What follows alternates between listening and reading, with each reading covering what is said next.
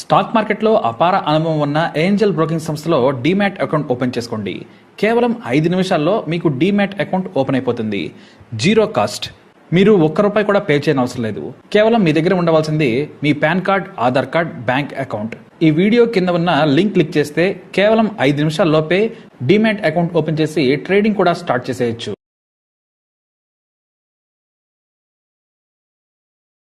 హల్దీరామ్స్ ఈ పేరు ఇప్పుడు 80 దేశాల్లో పాపులర్. కేఎఫ్సి, మెక్డొనాల్డ్లను మించిపోయిన దేశీ స్నాక్ దుమ్ము రేపుతోంది. ఇక మన దేశంలో కూడా హల్దీరామ్స్ అంటే తెలియని వారు లేరు. ఏ మూలకు వెళ్ళినా కూడా, చిన్న గ్రామానికి వెళ్ళినా సరే హల్దీరామ్స్ ప్యాకెట్లు కామన్గా దొరుకుతాయి. అయితే ఎక్కడో కుగ్రామంలో పుట్టిన హల్దీరామ్స్ ప్రపంచవ్యాప్తంగా పాపులర్ కావడం వెనుక ఎంతో చరిత్ర ఉంది.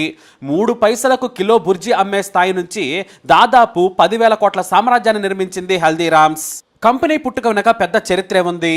1929లో బైకనీర్లో వీధి కొట్లకు చాలా పేరుండేది. అలానే భగవాన్ దాస్ అనే యువకుడు కూడా తన తల్లి తయారు చేసే రుచికరమైన స్వీట్స్ అమ్మేవారు. ఆ సమయంలోనే తండ్రికి సాయం చేసేందుకు గంగా బిషన్ అగర్వాల్ కూడా యుక్త వయసులో ఉన్నప్పుడు సాయంగా వచ్చేవాడు. ఇతన్నే ముద్దుగా హల్దీరామ్ అని కూడా పిలిచేవారు కుటుంబ సభ్యులు. ఇక బైకనీర్ వీధిలో ఎవరైనా సరే అమ్మేది భుజియానే. అది కూడా శనగపిండితో చేసిన భుజియానే అమ్మేవారు.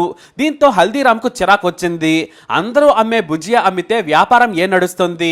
ఈ వీధిలో 100 షాపులున్నాయి, అందరూ భుజియానే అమ్ముతున్నారు, కానీ మన భుజియాలో కొత్తదనం ఏముందన్నాడు. దీంతో తండ్రి కొడుకుపై చిరాకు పడ్డాడు. భుజియాను తయారు చేసే పద్ధతి ఎక్కడైనా ఒకటేనన్నాడు తండ్రి. కానీ ఒకే రుచి ఉన్న భుజియా కొనేందుకు మన షాపుకు కస్టమర్ ఎందుకు రావాలి?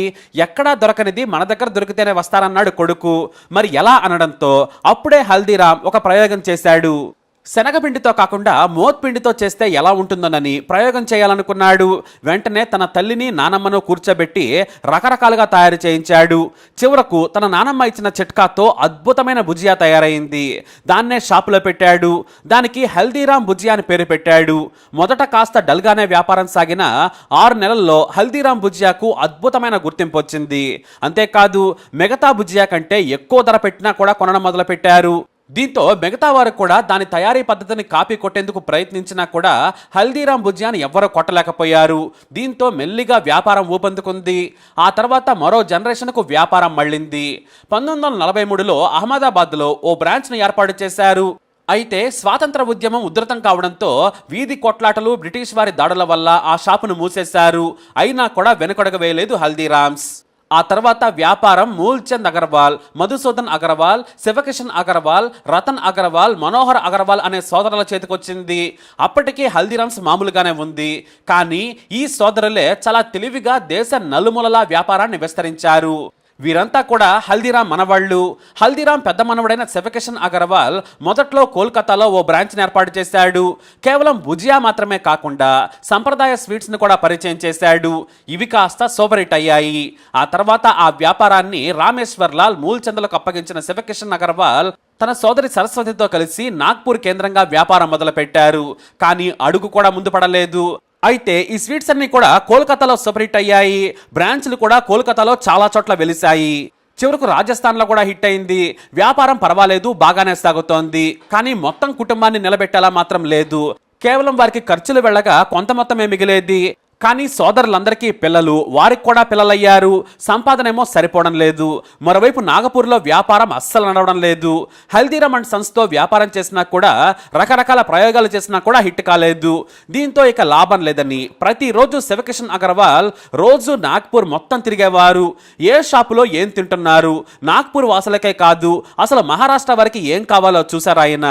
దాదాపు నెల రోజులు ఎంక్వైరీ చేయగా స్వీట్స్ని విపరీతంగా మహారాష్ట్ర వాసులు ఇష్టపడతారని ఆయన గుర్తించారు. ఈ హల్దీరామ్స్ లో ఈ శివకృష్ణే ప్రధాన వ్యక్తి. మహారాష్ట్ర ప్రజలు స్వీట్స్ ని ఎక్కువగా, అందులోనూ లడ్డూలను తెగ ఇష్టపడుతున్నారు. పండుగలైనా ఫంక్షన్లైనా సరే స్వీట్స్ తింటున్నారని గుర్తించిన శివకిషన్ తన సోదరితో కలిసి మళ్లీ ప్రయోగాలు చేయడం మొదలుపెట్టారు.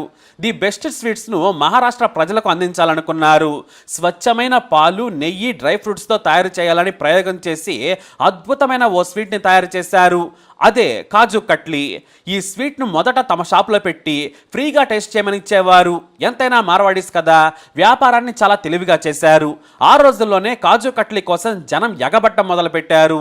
ఎంతలా అంటే ఆ డిమాండ్ను శివకిషన్ తట్టుకోలేనంతగా. చివరకు 3 ఎకరాల విస్తీర్ణంలో టెంట్లు వేసి మరీ తయారు చేయించారాయన. ఇదే స్వీట్ ను ఢిల్లీ, కోల్కతా, రాజస్థాన్, ముంబైలకు పరిచయం చేశారు. అంతా కూడా సూపర్ హిట్ అయింది. వ్యాపారం లక్షల నుంచి కోట్లకు చేరుకుంది. అంతేకాదు ఈ స్వీట్ సక్సెస్ కాగానే మరోసారి రీసెర్చ్ చేశారు ఆయన. అసలు మహారాష్ట్ర ప్రజలకు ఎలాంటి స్నాక్ కావాలి అని తీవ్రమైన పరిశోధన చేశారు. గ్రామాలు, పట్టణాలకు వెళ్లి రీసెర్చ్ చేశారు. అప్పుడే చాలా మంది దక్షిణ భారతదేశం వారు ఇష్టపడే ఇడ్లీ, దోశలు, పకోడీనే కాదు, హైదరాబాద్లో సైతం పేరున్న సమోసాలు బాగా ఇష్టపడతారని గ్రహించారు ఆయన. అలాగే స్వీట్స్ కూడా ఇక్కడ చాలా తక్కువ రకాలు అందుబాటులో ఉండడంతో తన సోదరితో కలిసి 20 రకాల కొత్త స్వీట్స్ ను పరిచయం చేశారు. మరోవైపు స్నాక్స్ బిజినెస్ కు మంచి భవిష్యత్తు ఉందని గ్రహించారు శివకిషన్. దీంతో ఒక రెస్టారెంట్ ని ఏర్పాటు చేశారు. కేవలం స్నాక్స్, టీ, కాఫీలతోనే రెస్టారెంట్ పెట్టాలనే ధైర్యం రావడం కూడా ఆ రోజుల్లో సంచలనం.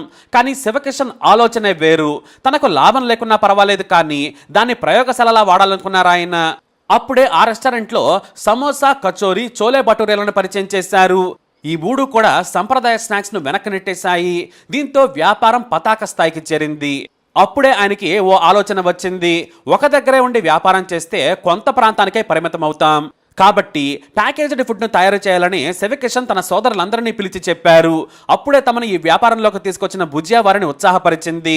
ఆ భుజియా నుంచే దాదాపుగా 50 రకాల స్నాక్స్ ను తయారు చేశారు. అవే భుజియా, ఆలూ భుజియా, బేల్ పూరి, సేవ్ పూరి, పీనట్స్, మసాలా పీనట్స్, ఇలా ప్రతి రాష్ట్రాన్ని దృష్టిలో పెట్టుకుని వాటిని తయారు చేశారు. అంతే, వ్యాపారం దేశ నలుమూలలా విస్తరించింది.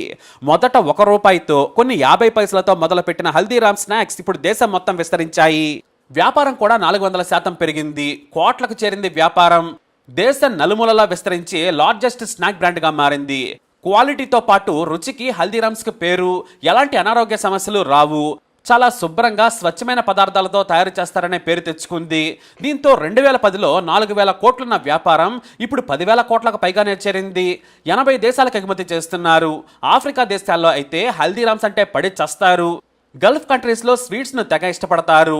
రసగుల్లాల నుంచి నమ్కీన్ వరకు కూడా ఒకటేంటి 100 రకాల స్నాక్స్, స్వీట్స్, హాట్ ఇలా అన్నింటిలోనూ కంపెనీ దూసుకుపోతోంది.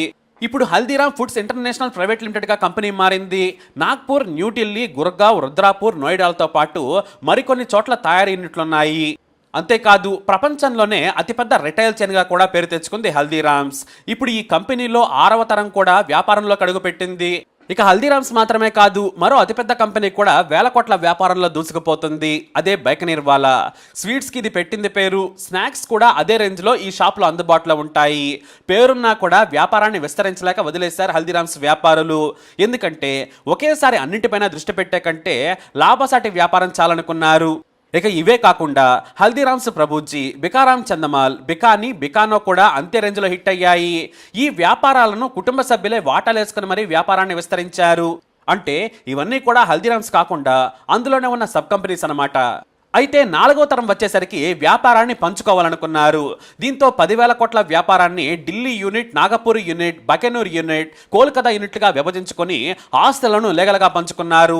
మొదట విభేదాలు వచ్చినా కూడా మరింత పెద్దగా వెళ్లకుండా ఐపీఓకి వెళ్లడం కోసం మొత్తం ఆస్తులను కోర్టు బయట పరిష్కరించుకున్నారు. అయితే కంపెనీ ఇంత పెద్దవడానికి కారణమైన పెద్ద సోదరుడు శివకిషన్ సూచన మేరకు అంతా ఒక్కతాటిపైకి వచ్చారు. ఆస్తులు ఎవరికి వారికే ఉన్నాయి. విలువల్లో తేడా ఉన్నా కూడా మొత్తం వ్యాపారంలో అందరూ సమానంగా పంచుకునేలా ఆయన చొరవ తీసుకొచ్చారు. దీంతో హల్దీరామ్స్ గొడవలు సద్దుమణిగాయి. అయినా కూడా ఢిల్లీ యూనిట్ విలువే 5,000 కోట్లుంటుంది. దీంతో మళ్లీ గొడవలు మొదలవడంతో శివకిషన్ మళ్లీ చొరవ తీసుకున్నారు. దీంతో కేవలం నడపడం వరకు యూనిట్ల వారి విభజన, వ్యాపారంతో పాటు యూనిట్లలో కూడా 4 భాగాలను తేల్చారు. దీంతో వివాదం కాస్త సద్దుమణిగింది. ఎవరికి వారు ఆయా యూనిట్లను విజయవంతంగా నిర్వహిస్తున్నారు. మొత్తం లాభాల్లో వాటాను 4 భాగాలుగా చేస్తున్నారు. వాటిని వారి పిల్లలు, మనవళ్లు వాటాలుగా తీసుకుంటున్నారు. అలా గొడవలు లేకుండా 80 దేశాలకు విస్తరించింది హల్దీరామ్స్. ఓ ఇండియా బ్రాండ్ గా విదేశాల్లో మోత మోగిస్తోంది. మరి హల్దీరామ్స్ ఫుడ్స్ పై మీ అభిప్రాయాన్ని కమెంట్ ద్వారా తెలియజేయండి. వీడియోని లైక్ చేయండి, షేర్ చేయండి, మా ఛానల్ని సబ్స్క్రైబ్ చేసుకోండి.